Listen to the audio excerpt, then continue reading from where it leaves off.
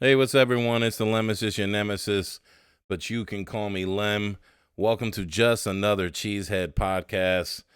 We are going over week 2, Atlanta Falcons versus the Green Bay Packers. I had a slow start today, so I wasn't able to get to the games and watch most of them. So I got the YouTube TV, so the games are recorded, DVR. I actually was watching the Packers game late, so whenever I watched the end result of that game, I think we are technically in the second set of games already, almost halfway done, if not more than halfway done. So I'm going to try to make this a quick one and then get to the rest of watching the rest of these games today. Just had a late start to the day. So looks like the Packers lose 24-25. That goes against my pick for this week. I had us winning this game. So I had us over the Bears. I had us over the Falcons. I had us losing to the Saints. We're losing to the Lions. I had us over the Raiders. I had the Broncos, Vikings, Rams, Steelers, Chargers, Lions, Chiefs beating us. I had the Giants, us beating the Giants, the Bucks, the Panthers. I'm second guessing that pick against the Bucks. We might lose that too. And then the Vikings over the Packers, and then the Packers over the Bears. So that was technically a 7-win season with us going down against the Atlanta Falcons with Riddler, whatever his name is. We just got beat by like a bunch of no-namers, right? We had Kyle Pitts, but he hasn't really done much in the league. That running back that they had, Bijan Robinson, oh my goodness. He was talented. He is talented, not was. He is talented. Bijan Robinson. Drake London was he was eating us up where it mattered. But I labeled today's podcast good against bad teams because that's exactly what happened last week, and that's exactly what happened this week. And the worst part about it is we're good against a bad team, and we still lost. You understand that? I need you to understand that when you listen to me right now. The Green Bay Packers are only good against bad teams, and we still lost against a bad team today. When you finally get a team that's legitimate, we all know the Bears suck. It's not even funny. They're really bad. They're the worst team in the NFL last year, right? And now you're seeing them probably going consecutive back-to-back with another L they took today. They're probably going to be the worst team or near the bottom of the league this year as well. I don't see them turning that around. Maybe they're ruining the career of Justin Fields. We don't even know if this guy is good or not. It doesn't really matter. The Bears suck. And then you get a team like Green Bay to come in Chicago, and we thought just because they made all these offseason moves, oh my goodness, the Bears might be good. And guess what? We win last year. But it was overrated. Everybody who was wigging out about Jordan Love's performance and his 3 touchdowns, they'd be doing it today. If we won today, and they'd be like, oh my God, you know what the narrative is going to be? The Green Bay Packers, they look good. Jordan Love looked good because he still threw 3 touchdowns. Well, let's go over his stats. He was 14 of 25. Threw 25 passes, only completed 14. Threw some overthrows for sure. He only had 151 yards and 3 touchdowns. Now, you might make the argument, there were games like that with Aaron Rodgers. That's correct, because he was asked to be efficient, right? And that might be what you're saying right now with Jordan Love. He's asked to be efficient. He's not asked to throw the ball all over the lot. But Aaron Rodgers had the liberty and the freedom to be able to play really well early in his career, proving he can throw the ball wherever he wanted, having 300-yard games, 400-yard games, 500-yard games. But Jordan Love, this is below efficient. 14 of 25 and 151 yards. Guys, this is the definition of low-hanging fruit. When you go to the backyard and you got that beautiful fruit tree, that apple tree, that pear tree, and it's just hanging right there for you to pick, you don't even want to wash that thing. You just kind of rub it off like it's got a little dirt on it, and you take a bite. That's exactly what Jordan Love did. And he's just taking bite of low-hanging fruit. When the game counted, when it mattered, what did we do?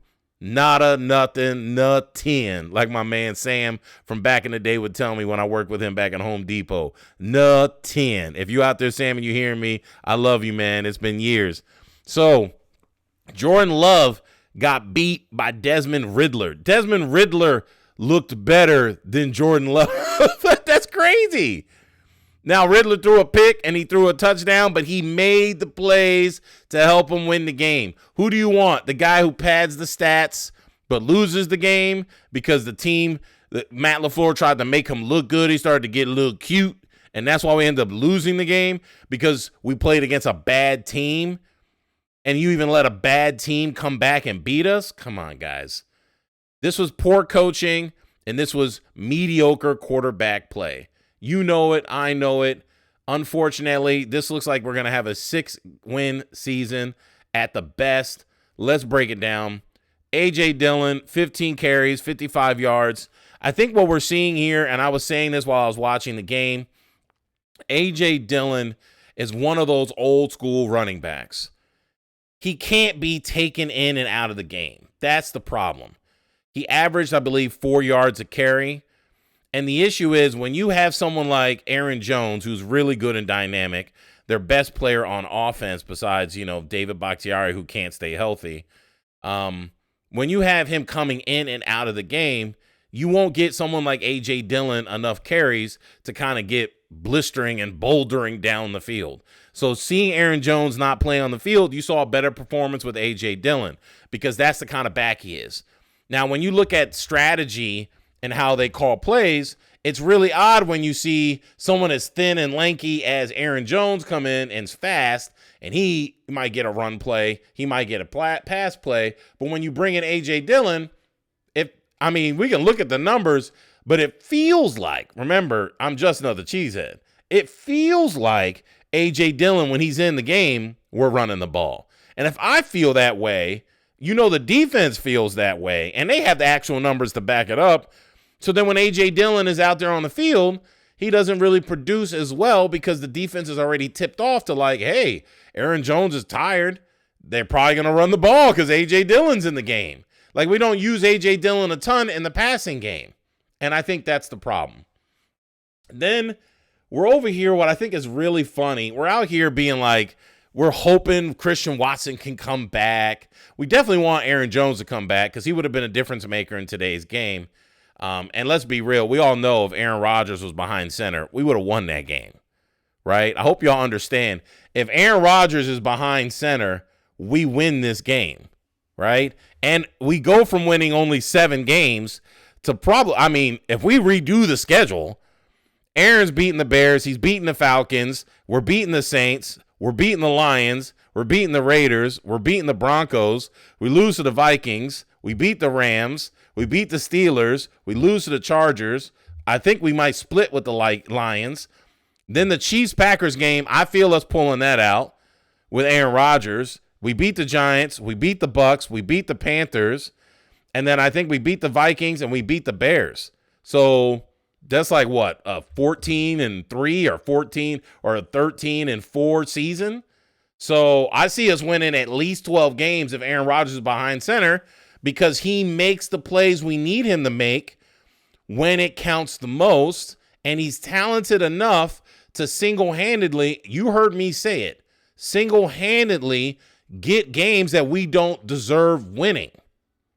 Today, when you saw the pressure, this is what I was trying to tell everyone when I said I don't believe in Jordan Love. You can't tell me the year before, everyone keeps forgetting Aaron Rodgers had a broken thumb on his throwing hand.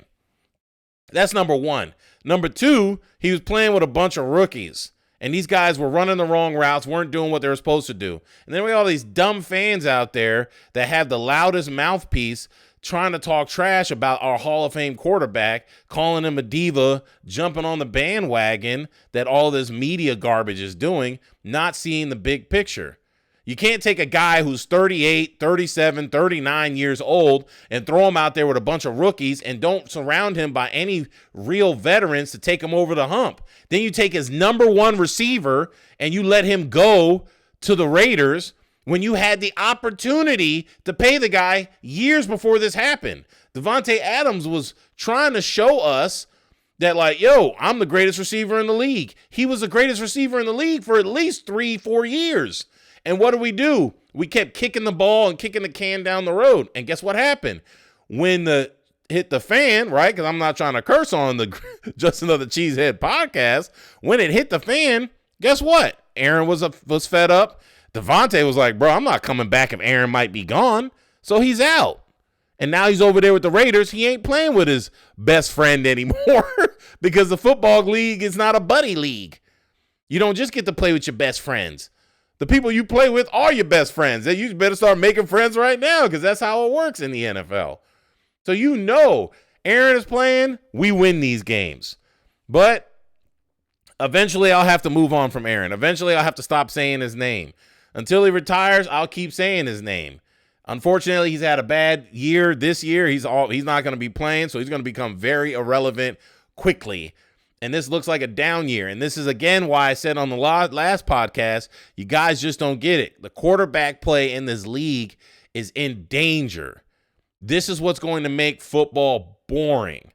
You're seeing the guys like Burrow. Look how Burrow just got paid. He's not doing anything to validate. Now, Josh Allen had a big jump back because I saw some of the scores. You know, he put 31 points, but it was the Raiders, guys. We always knew the first week, the Raiders, it was a fluke. Every time you see week one, you got to take that with a grain of salt. And you got to see with Green Bay, grain of salt. And I know people are going to take it away and go, well, Jordan Love, he threw for 3 touchdowns today. He's got to be good. Bro, we had a total, okay? We had total yards of 200, total net yards. You ready for this? Green Bay had 224 net yards. Jordan Love had 151 of those. That's a bad team. And look at the Atlanta Falcons. 446 yards, 6 penalties. They gave up 110 penalty yards. And in the time of possession, 36 minutes and 15 seconds. We had 23 minutes and 45 seconds. So you could tell short fields. We kept getting huge penalties, right? You see the numbers. You get these outrageous penalties. So, like, let's think about it. If we go play by play and we break down what happened in this game, you don't look at Green Bay and go, wow, you guys are great. Look, the first quarter, we punt the ball, but let's think about it. They kick off the ball 65 yards, and then we get it to the 35 to the end zone. So it's a touchback. So we get it at the 30. They kick it from the 35. Then, first play, shotgun, Jordan Love, pass incomplete, deep to the middle to Wicks. And there's a penalty at Atlanta on Terrell, a defensive pass interference, 44 yards, enforced at the Green Bay 25, no play. Then we get a 3-yard run to A.J. Dillon. And then right after that, we get a pass incomplete to Musgrave. Then we get a 5-yard penalty on a false start. Then another incomplete pass. And then we punt the ball. So we get the ball given to us. So we weren't driving down the field. We were getting penalties assisted. You were getting carted down the field from Atlanta just being bad. Atlanta's a bad football team. But Atlanta has enough offense to put up points. And their defense is better than the Bears. So when you play just think about it. When you play just a decent team in the NFL that's not going to be as trash as the Bears, you still lose against them.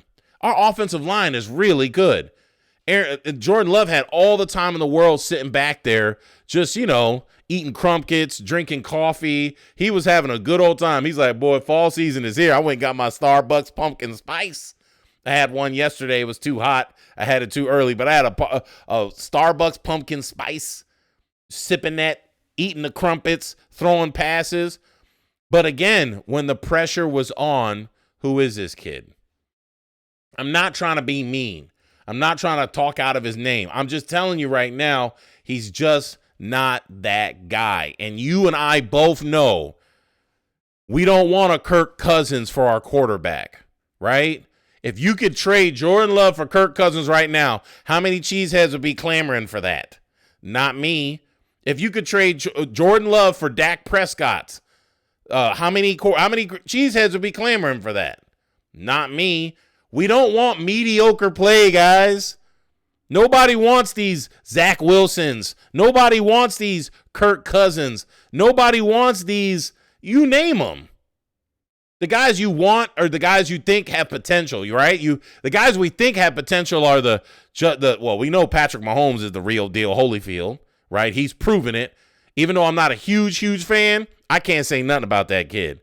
That dude is doing his thing. 2-time Super Bowl champion, 2-time Super Bowl MVP, 2-time MVP. It's like, can't really say much. But who are we trying to hope for? We trying to hope for Josh Allen. We saw how trash he looked last week. And ever since he's been in the league, he's got the most turnovers. To me, he's a bad version of Ben Roethlisberger. And if you're a bad version of Ben Roethlisberger, that means you're not winning those rings. And your defense, I'm not going to lie, the defense was decent. But they were playing against the Jets who didn't have anybody. And that offensive line was just terrible. Like, oh my God, that's the reason why Aaron got hurt. Nobody really wants to say it. They're trying to say the cut blocks. What about the cut blocks? Oh, the cut blocks. No, that offensive line is trash. And it's just is what it is. So the league is in trouble. Joe Burrow hasn't proven anything. And he still hasn't. Still getting whooped. Now I'm starting to see why people pick Baltimore, because I didn't expect to just see all these teams just start performing poorly out of the blue. It just doesn't make any sense. So, I mean, the best quarterback left is Patrick Mahomes, and then we got a bunch of guys who haven't, done anything. I guess you can say Matthew Stafford. I mean, he always put up great numbers. He's just not the old Matthew Stafford that was on the Detroit Lions. So, but he still got his ring, and the Rams are still relevant. So then we got this kid Wicks, 2 receptions, 40 yards, 1 touchdown. I mean, this kid came out of nowhere. And here's another problem. They stopped really running the ball, right? Because, look, A.J. Dillon had 15 carries for 55 yards. He actually averaged only 3.7 yards a carry. I thought it was close to 4, maybe when I saw the stat earlier in the game. And the next best runner on the team was Jordan Love when he had that big run. He had 2 carries for 23 yards. He averaged 11.5 yards per carry. And then the next guy is Emmanuel Wilson. Who is that? Do you know who that is? I don't know who that is. Like we don't know who that is. And then what we got next on the receiving core, Devontae Wicks, he was lighting it up today, especially Jaden Reed. But again, these numbers are they're not flashy, right? They look efficient, but is it really efficient when you lose? To me, it's just they're just taking what the defense is giving them, but they're not getting over the hump. You clearly see that.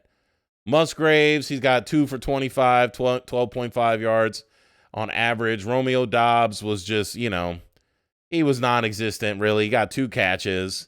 So, to me, you're supposed to be the number 2 man to step up. And guess what? Reed and Wicks, dudes who are brand new to the team, stepped up. Where were you, Romeo Doubs?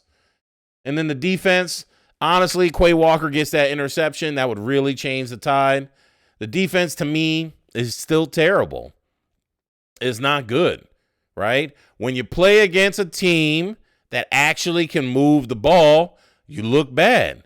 Again, our team there's just a different level, a different motor, right? We just got a bunch of guys who are probably like a B- to a B and as low as like a C-, right? That's kind of where we're at. Right? Even Jair Alexander, he's probably one of the best corners in the league, but there's just something about his gameplay that's just not quite, he just doesn't get us 100. And I think it's because he's a little guy, right? He's not like a Richard Sherman. He's not a tall, lanky. He's not a Jalen Ramsey where he's got body, he's got height.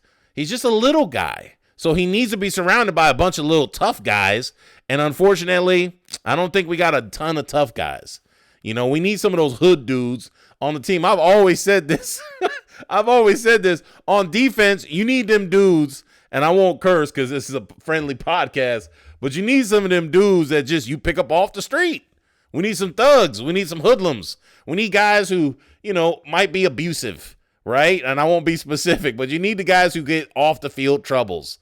Right? And then, of course, the law will lay it down. And then you bring those guys in and you give them the therapy. You calm them down and you go, hey, Let's stop using this aggression in the real world, and let's use this aggression on the football field, because that's what you see when you watch these great football teams that have great defensive players. A lot of them dudes are kind of crazy and probably belong in jail or probably doing something wrong, right? And then you take those guys, you put them on the football field, and for some reason you get that synergy. So to me, we got a bunch of like good guys, right? We got the guys who you're like, you know what? I'll let you marry my daughter. So if you're going to marry my daughter, then you're probably not a crazy defensive player. You probably don't have that edge on what it takes. And that's what happens. And I get it, Green Bay. I get it. I'm not going to lie. I like that we get some great upstanding men because like we said, in the real world, that's what you want. You want civilized men. You want men who are going to give a good name to their fathers, to their mothers. You want someone that you think could marry your daughter. That's cool. But when you're playing football, that doesn't always win championships. And that's all I'm saying. It doesn't always win championships. So, unfortunately, I think we're victims of that, right? I think the only Bebe kid we got on our defense is Quay Walker, right? But he needed more Bebes with him, right? Because last year he was acting a fool. He was going crazy. But, but I want the best for him, right? I want the best for him. I'm joking slightly. But I just want to win, guys. I want to win. And I don't think that's going to happen. And I think that's leading to the ultimate thing that I want to say here on today's podcast is I'm not going to lie to you. I'm not big on like trying to take food out of people's mouth. I'm not big on talking on somebody's paycheck. But I want Brian Gutekunst gone. I'm not going to lie to you. I want him gone. I look at him as the main culprit behind this whole thing. The first thing you did as a leader, you're the GM of the team. As a leader, you put the spotlight on you more than the players. And the worst part about it is you don't have the Bill Belichick background. You're not the GM of the Golden State Warriors. You didn't put together the Oklahoma City Thunder. You were just some ragtag dude that's been riding the coattails of Aaron Rodgers. And all you did was you were the company man that just rode the bus every day. And then eventually, when you were picking up the trash, if you stayed there long enough, you could eventually become the GM of the Green Bay Packers. And that's basically what you did. You went all the way down from the scout team all the way up to GM. But the thing is, it reminds me of like when you want to, like, to me, it reminds me of relationships. When you want to date a girl and she's like from the Midwest. And we all know a lot of the women in the Midwest aren't that fly. Let's just put it out on the limb. They're not that fly. I'm sure there's some fly ones, but I'm sure if we did the population density and look at the details, there's probably a lot of them that are not that fly. They're not that banging. So then what happens? If you're not the most beautiful woman in the world, then what do you think you should be doing? Probably not be a bitch, right? Probably not, sorry for cursing, but probably not be a jerk. But when you are from the Midwest and you don't look that good and you are a bitch and you are a jerk and you got nothing you bring to the table, now we have a problem. That's how I look at Brian Gutekunst. You haven't done anything. You worked your way to get all the way to the top, Mr. General Manager. Why are you causing the most mayhem we've ever seen in Green Bay history with one of the greatest quarterbacks to ever play the game? Why am I hearing you in press conferences and people talking about you in the media with one of the greatest quarterbacks that ever played the game, and he's complaining about you, Mr. General Manager? He's not complaining about anybody else. He just keeps bringing up your name. And then you hear Clay Matthews. You hear Jordy Nelson. You hear James Jones. You hear A.J. Hawk. And then you made it about you turned it into Green Bay versus Aaron Rodgers. And you took some of our fans and pitted them against Aaron Rodgers. And then guess what? What I think he didn't realize is Aaron's not going to play for us forever. So at some point, your performance as a general manager is going to be on display. And that's what we're seeing right now. Eventually, we won't be mentioning Aaron Rodgers' name anymore. Eventually, he'll be gone right off into the sunset. Nobody would care what he's doing. And it's just going to be whoever he has on the team and the general manager. and then we'll see. And I think that's what we're seeing right now.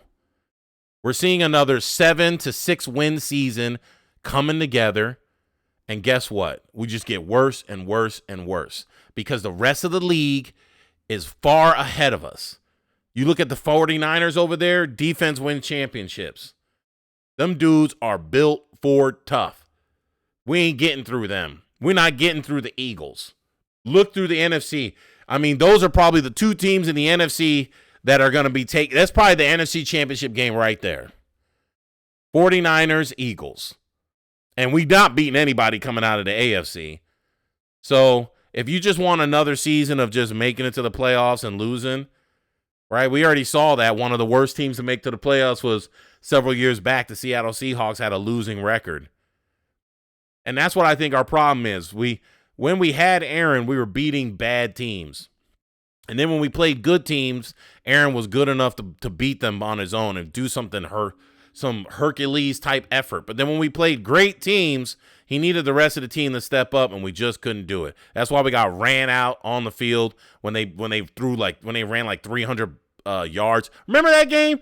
They knew we were going to run the ball, and our defense couldn't stop it. They didn't choose to throw the ball once to give Jimmy Garoppolo a chance to throw a pick and cost him the game. They just kept handing the ball off, and we kept getting thrashed left and right.